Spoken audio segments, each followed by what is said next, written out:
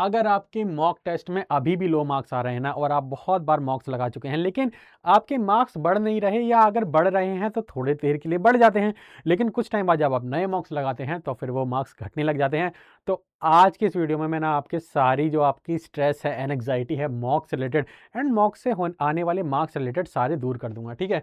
तो जल्दी से आपके बिना कोई टाइम वेस्ट करे मैं आपको बता देता हूँ कि जो आपके जो कम मार्क्स आ रहे हैं ना मॉक्स में, देखिए पहली बात तो आप ये समझ लीजिए, जो मॉक है ना, मॉक एक दिमाग का जिम है। यानी कि जब जैसे आप जिम में जाकर के बॉडी बनाते हैं, अपनी फिटनेस पे ध्यान देते हैं ना, इसी तरीके से जो मॉक टेस्ट है ना वो आपकी माइंड की एक्सरसाइज है ना। तो उसको एक तरीके की आप एक्सरसाइज के नज़रिए से देखिए, इसको ये मत समझिए कि ये आपका फाइनल जजमेंट है।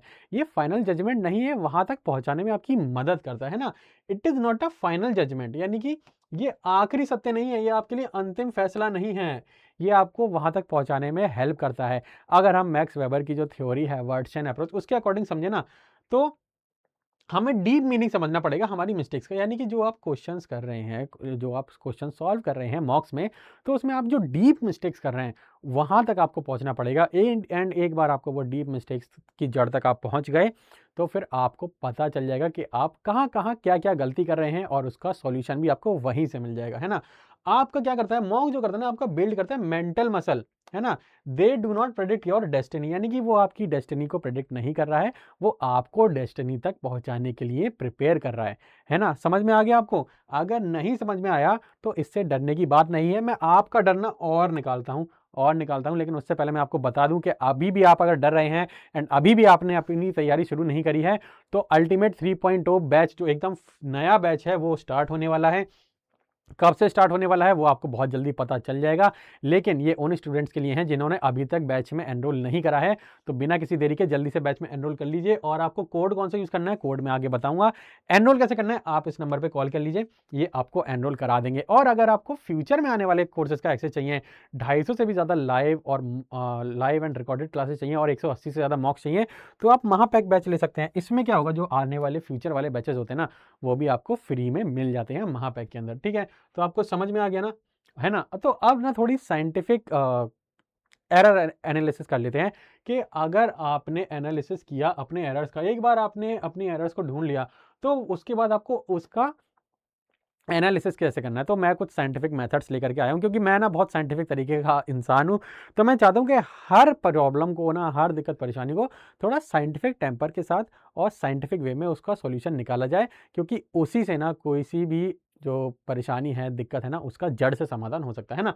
तो मैं क्या लेके आया हूँ, देखो सबसे पहले तो आपको कॉन्सेप्चुअल गैप्स को दूर करना पड़ेगा, यानी कि कॉन्सेप्ट को समझने में आपके दिमाग में जो भी गैप्स आ रहे हैं ना, उसको दूर कीजिए, है ना। Didn't know the theory confusing marks base and superstructure, यानी कि जब आप मार्क्स के जो बेसिक टॉपिक्स हैं उसमें अगर आपको काफ़ी ज़्यादा वो हो रहा है, क्या बोलते हैं उसको यार, बहुत ज़्यादा कन्फ्यूजन हो रहा है, तो आपको आपके कॉन्सेप्ट को दोबारा से रिवीजन करना है। तब तक पढ़ते रहना जब तक आपके सारे जो कॉन्सेप्चुअल गैप्स है वो फुलफिल ना हो जाए। आपको पता होना चाहिए कि बेस क्या है और सुपर स्ट्रक्चर क्या है ना। और फिर आपको रीडिंग सिली एरर्स, यानी कि आपने जो क्वेश्चन को सॉल्व करते हुए आप जो वो नॉट वाला ऑप्शन आता है ना, वो नॉट वाले को आप काउंट ही नहीं करते, तो वहाँ से भी ना काफ़ी बच्चों के क्वेश्चंस गलत हो जाते हैं। और साथ ही साथ, है ना, टाइम का तो बिल्कुल स्ट्रेस नहीं लेना। टाइम के अगर बात करूँ ना, तो देखो 75 क्वेश्चंस होते हैं और 90 मिनट का टाइम होता है, यानी कि एक क्वेश्चन के लिए 1 मिनट से भी ज़्यादा का समय है ना। तो 1 मिनट बहुत होता है, क्योंकि क्वेश्चन कैसे आते हैं, लाइन बाय लाइन आते हैं, 1 या 2 लाइन वाले, है ना।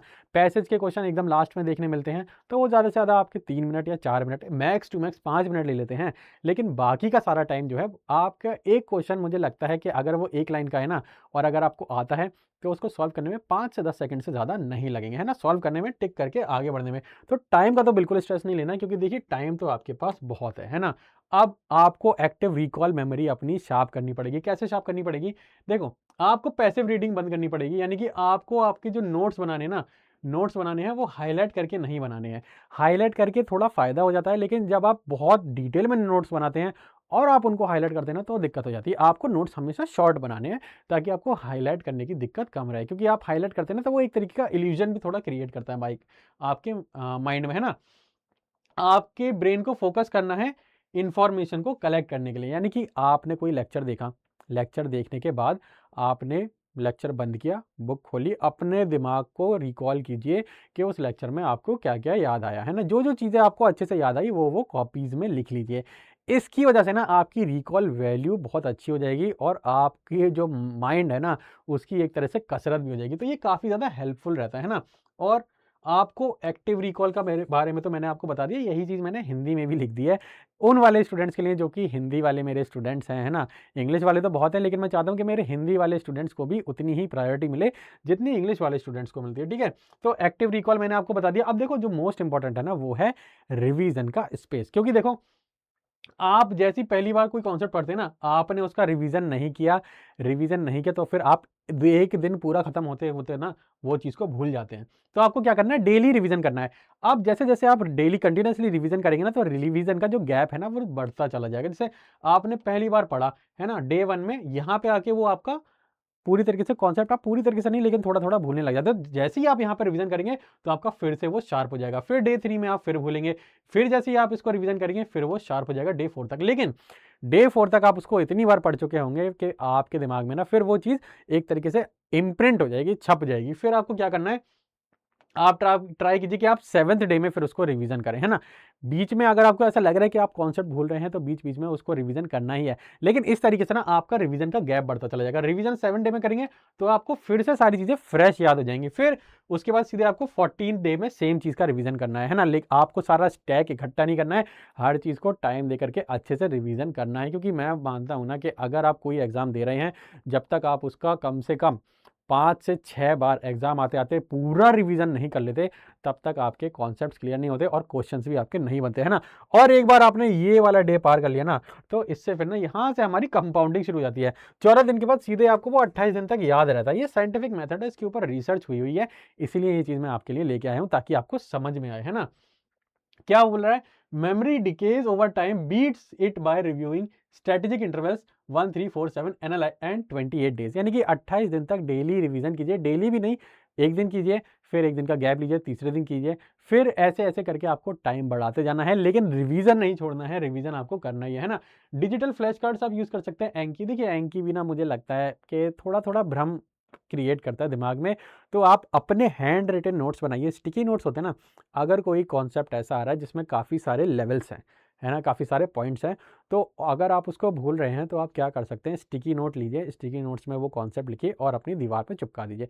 दिन में जितनी बार आप उसको नोट्स को देखेंगे ना, वो स्टिकी नोट को देखेंगे, आपका बार बार रिवीजन होता रहेगा, है ना?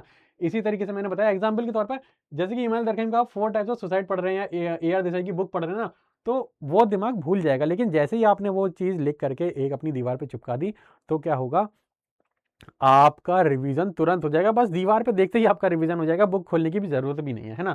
तो इस तरीके से आप अच्छे से रिवीजन कर सकते हैं ना? और जो 2 पास एग्ज़ाम जो स्ट्रैटेजी है ना, ये बहुत इंपॉर्टेंट है। ये बहुत इंपॉर्टेंट है क्योंकि ये आपका 100% रैंक ला करके देखिए, देख लेते हैं बोलती क्या है ना? क्या करना है, answer only the direct MCQs you know instantly secure your baseline score. यानी कि जो ऑप्शन आपको हाँ, क्वेश्चन 100% पता है ना कि इसका यही ऑप्शन है, यही आंसर है, उसको आप तुरंत टिक कर दीजिए। उसमें आपको ज़्यादा दिमाग लगाने की ज़रूरत नहीं है, क्योंकि वो आपको ऑलरेडी आता है, उसमें टाइम वेस्ट करने की ज़रूरत नहीं। टाइम कहाँ लगाना है, जो क्वेश्चन आपको समझ में नहीं आ रहा है ना? जो क्वेश्चन आपको समझ में नहीं आ रहा है, उसमें टाइम लगाइए, उसको अच्छे से 2-3 बार पढ़िए, देन उसका आंसर कीजिए। फेज़ 2 में क्या है? एनालिटिकल पास, है ना? Tackle NTA style matching columns, जैसे कि एनटीए का क्वेश्चन आते हैं ना, मैचिंग वाले क्वेश्चंस आते हैं, तो उसी तरीके से आपको थोड़े नोट्स भी बनाइए।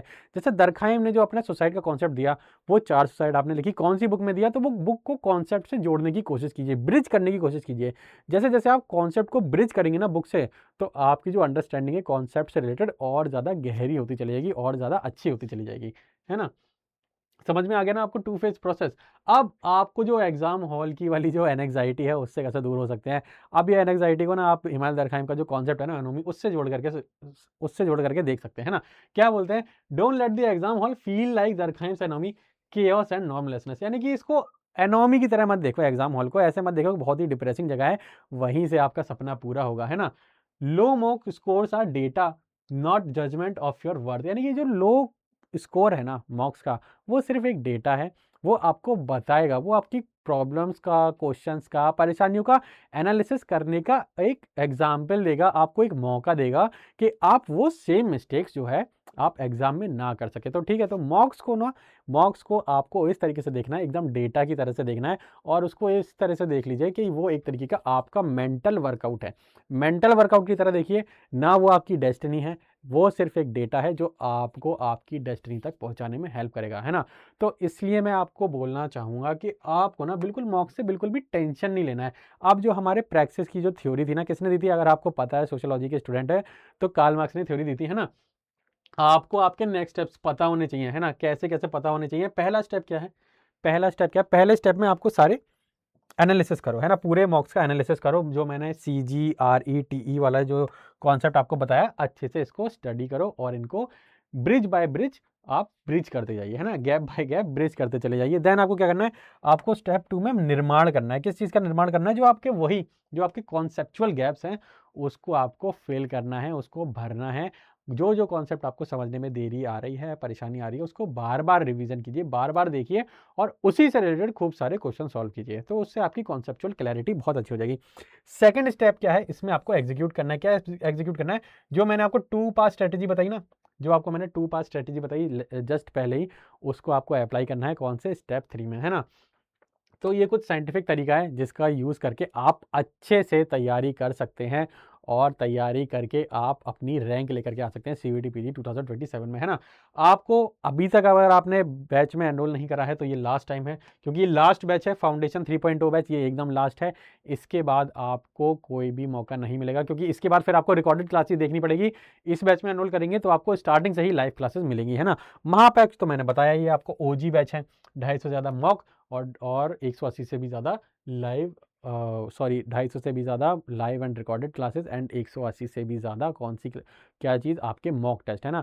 हफ्ते में अगर 2 मॉक्स भी लगाएंगे ना, तब भी एग्जाम आते आते आपके सारे मॉक्स क्लियर हो जाएंगे। और अगर आपको कोई दिक्कत परेशानी है, आप इस मेल आईडी पे मेरे से कनेक्ट कर सकते हैं। मेरी मेल आईडी है divyanshu.1@adda247.com। कोड अगर आपको मेरा यूज़ करना है, कोड मेरा बहुत ईजी है। अगर आप ये मेरा कोड यूज़ करेंगे तो इससे आपको मैक्सिमम डिस्काउंट मिलेगा। मैक्सिमम डिस्काउंट मिलेगा, इससे भारी डिस्काउंट आपको नहीं मिलेगा। और ये कोड को यूज़ करने का फ़ायदा ये है कि आप मेरे से वन ऑन वन गाइडेंस ले सकते हैं, है ना? तो होपफुली आज की वीडियो के बाद आपके मॉक से रिलेटेड कोई भी स्ट्रेस, टेंशन सारे दूर हो गए होंगे। अगर फिर भी दूर नहीं हुए तो आप इस ईमेल आईडी पे मुझे हाय लिख दीजिए, मैं आपसे पर्सनली कनेक्ट करूँगा एंड आपकी सारी दिक्कत परेशानियों का हल निकालने की कोशिश करूँगा। Thank you.